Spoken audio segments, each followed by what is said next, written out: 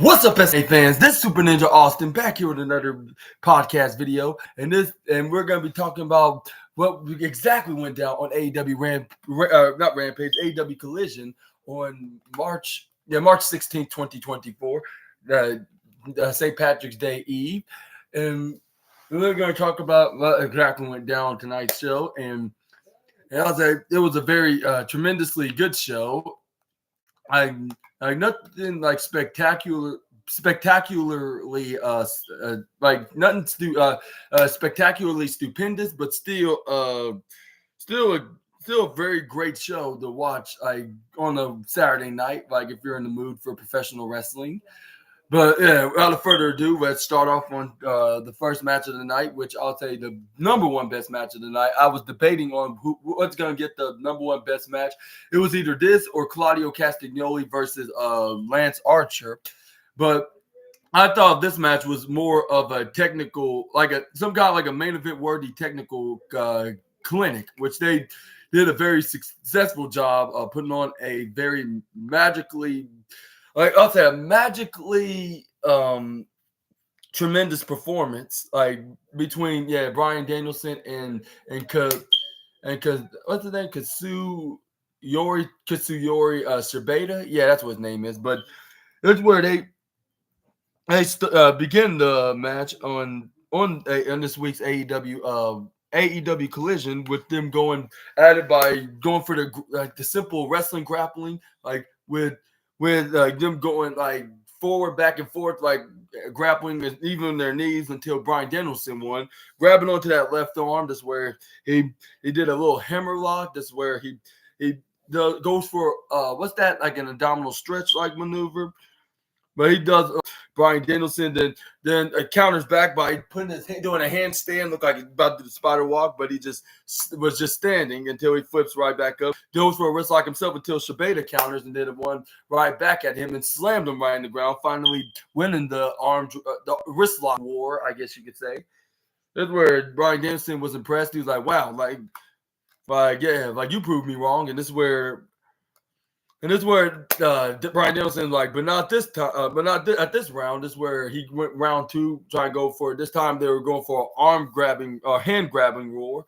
But this is where they pull back because they don't know who's gonna win that. And this is where we got Shibata then try to go for a sideward roundhouse kick. But this is where he started dodging every kick that Danielson was trying to do to the New Japan star. This is where Danielson didn't grab onto his hand. This is where he went for a war. But this is where Danielson kind of was winning at first, hitting a couple of kicks right to the midsection of Shibata. But this is where Danielson then answer back with some kick. I mean, this is where Shibata kicked him right back, but Danielson was continuing doing his kicks. That is where Shibata grabs onto his legs, trip him over. This is where he tried to go for a leg lock. But this round, Shibata's legs, like you usually do, like when you have him like right onto the ground face first, and this is where he grab onto his arm. This is where he stretch him right up in the air with his legs still tied together in Shibata's legs. Well, and he was about to pick him up, but he said, you know what, like it's gonna be a difficult task. And this is where he did a double foot stomp right onto Shibata's legs. This is where Danielson then started hitting some roundhouse kicks right onto Shibata. This is where we got Danielson and grab onto Shibata's arm. This is where he does goes for a twist onto his arm with his legs until he brought him back up and did another arm lock. And this is where he puts it right on the shoulders, bend it right onto his own shoulders, and this is where he grab his arm and put it right forward back into him. But this is where Shibata hits a right hand right to his face, but it seemed like Danielson did not phased it a bit, like he hardly did. So, and this is where he start bending that arm to make him crack first before he can even do so to him. This is where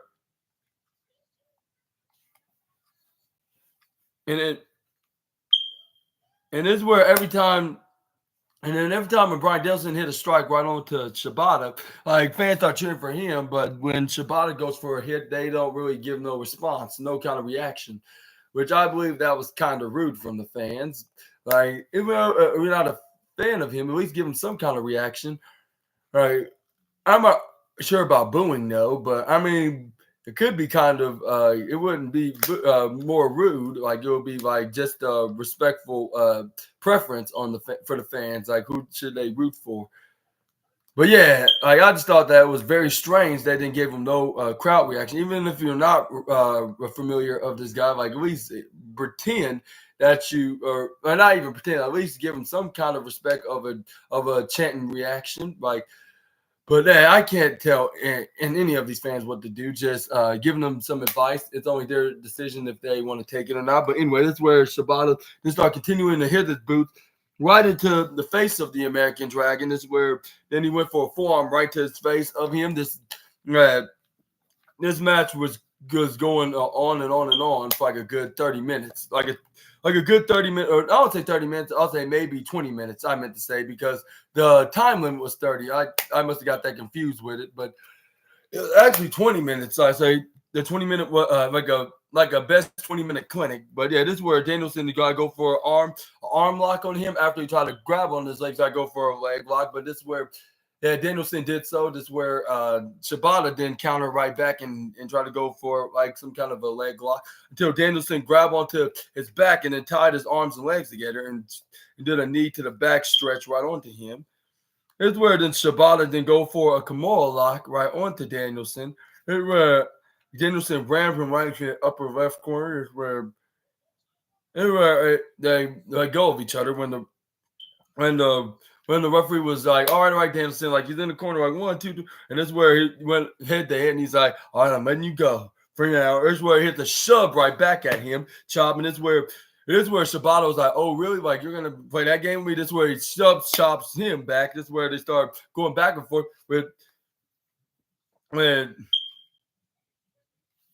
and then this is where they start going from shoves to chops, like, and then they were pissing off Gunther more, like Danielson was for the past couple of months, like ever since the Continental Classic tournament, I believe, yeah.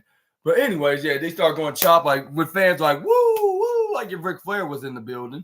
This is where they do, and until I believe was it Danielson that won the war or the Night Fist Chop War. Yeah, I think so. Like knocking him down. This is where he grabbed onto his arm. He does a foot stomp right onto the left leg of Shibata. This is where he grabbed onto the Japanese star, and this is where he goes for a wrist lock right onto what's his name? Katsuyori Shibata. And I don't mean to say call him his culture as a wrestling star. Just saying like. Like from he's from New Japan Pro Wrestling. If he was like an AEW wrestler, I would have came up with a better nickname than that. I just do not remember what it's exactly his nickname. But anyway, this is where Danielson then would go for a suplex right on the Shibata when he rolled out on the outside. This is where Shibata then counters out of it, and this is where he goes for a suplex, flipping Danielson right over in the outside, the top corner, and then somehow he landed on his feet. And surprisingly, he was okay after taking such a bump like that.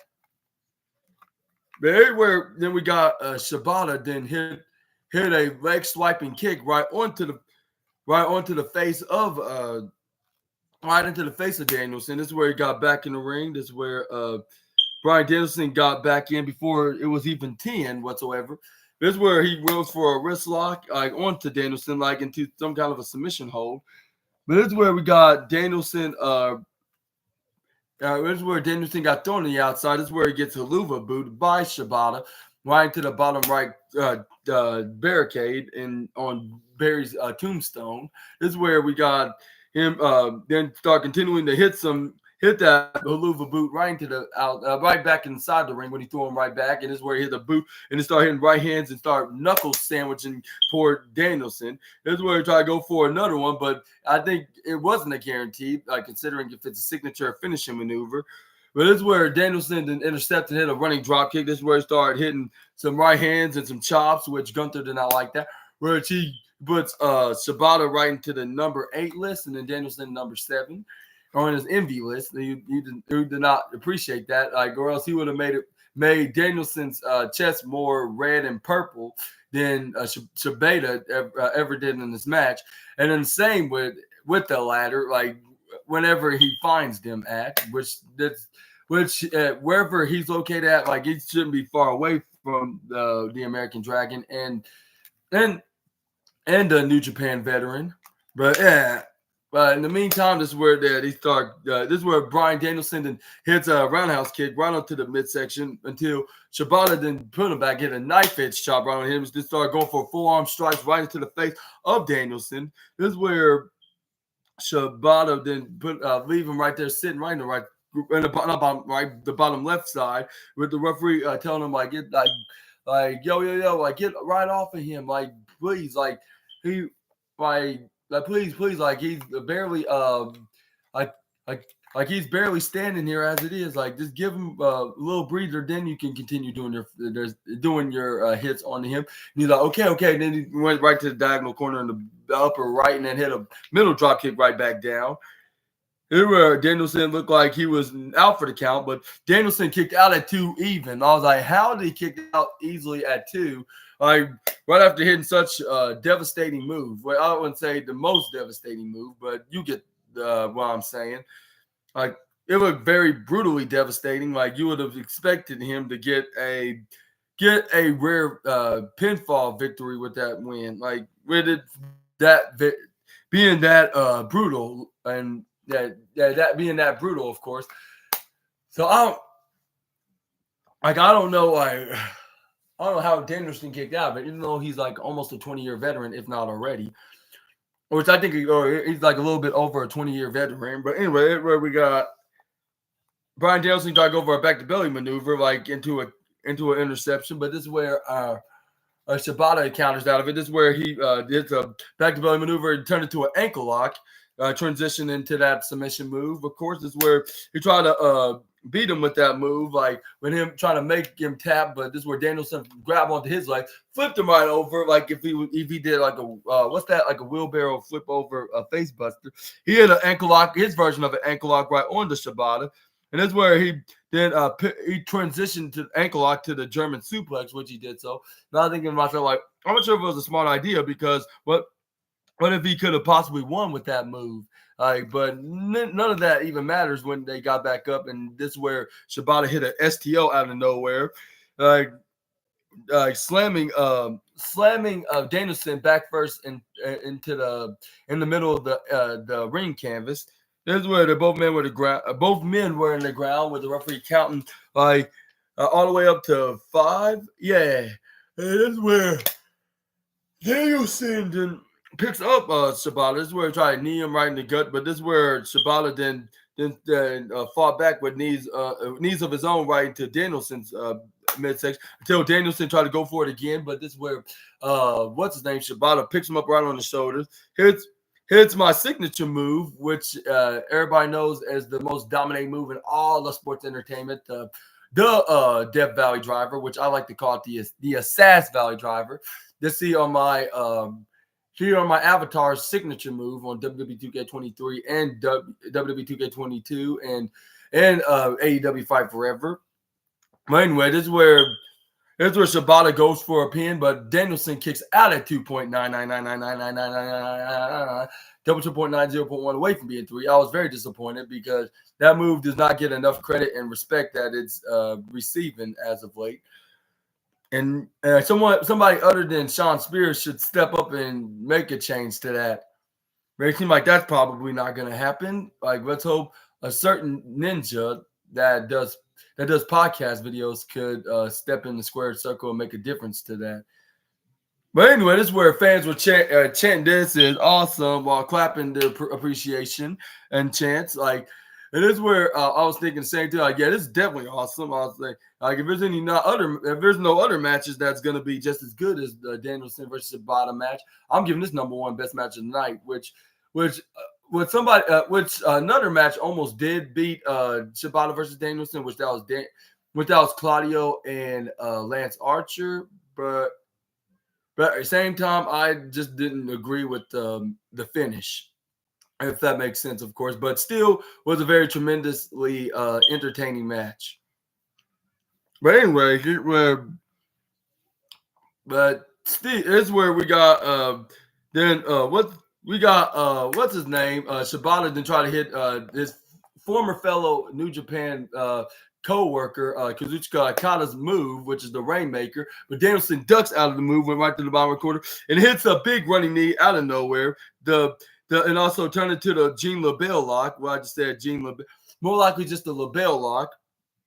And that's where then Danielson then transitioned to that move into a different version of the LaBelle lock. Oh, I said Gene LaBelle, even though that's the guy that trained Danielson.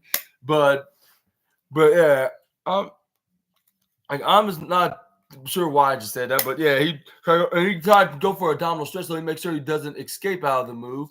But this is where Shibata got his leg right on the ropes. This is where Shibata then slowly but surely got on his knees. But this is where Danielson got right back on his feet. And this is where Danielson started hitting that forward roundhouse kick right to the face. And you can know it's the yes kicks because every time he does that move, fans are going to say yes, like regardless on whether if he's a heel or a face. And this is where Shibata was insanely asking for more kicks from the American Dragon. This is where American Dragon's like, okay, like, well, it's your funeral. And where he kicks him right onto the shoulders. This is where he goes for a pump kick, jumping right after taking that final kick. But this is where Danielson hit a boot of his own. This is where then Shibata then ran right to the top rope. This is where bounced off the top. Ran and bounced right through the top corner ropes. This is where he goes for a boot on him. But this is where Danielson entered back. This is where they start going for a boot war for about 3 or 4 more times until Shibata then hit a big boot right to his in his face to finish things off. And this is where he started kicking and punching Danielson's head and trying to knock him out cold so he can beat him in his match. Here's where Shibata's like, how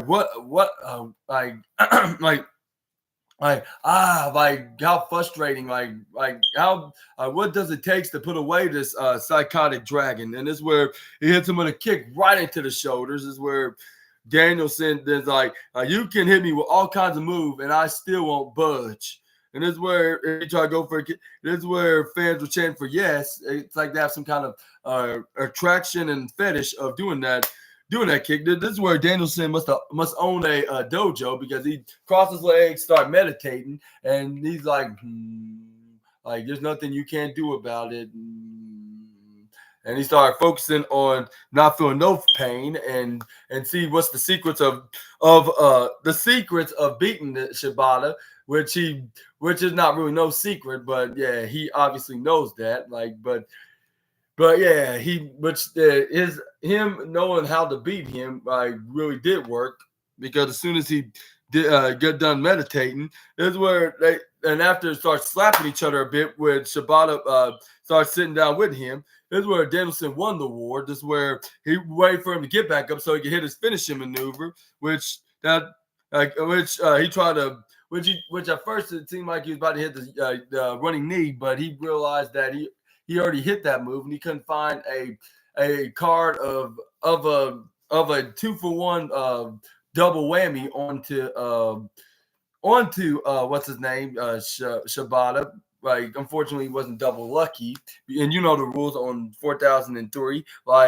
If it's the first attempt works, if the first attempt works, the second time it won't be unless you can find that special card on the floor that you can hit a double whammy on your opponent. But anyway, this is where we got Shibata that hits a forearm strike version of the Rainmaker. Then this is where he goes for an abdominal stretch, the flying octopus lock, I guess that's what he calls it. This is where he got him in a snapmare position when Danielson tried to get out of the submission hold. But this is where as soon as what's his name tried to go for a kick, Shibata or Kasuyori Shibata then try to go for a drop kick. This is where Danielson slides down and flips him back up. This is where he goes for a crucifix, a regular pin, which he almost got him with this most devastating move in all sports entertainment, the surprise roll-up. But he kicked out 2.1. Where Danielson picks him up, try to go for an ankle lock. But this is where we got This is where we got Shibata then try to go for like a leg wrapping roll-up combination, but this is where Danielson kicks out at 2 even. This is where Danielson then pins and then try to go for his version of pin, but he only got the 2 even count as well. With Shibata try to go for a pin, but this is where Danielson then try to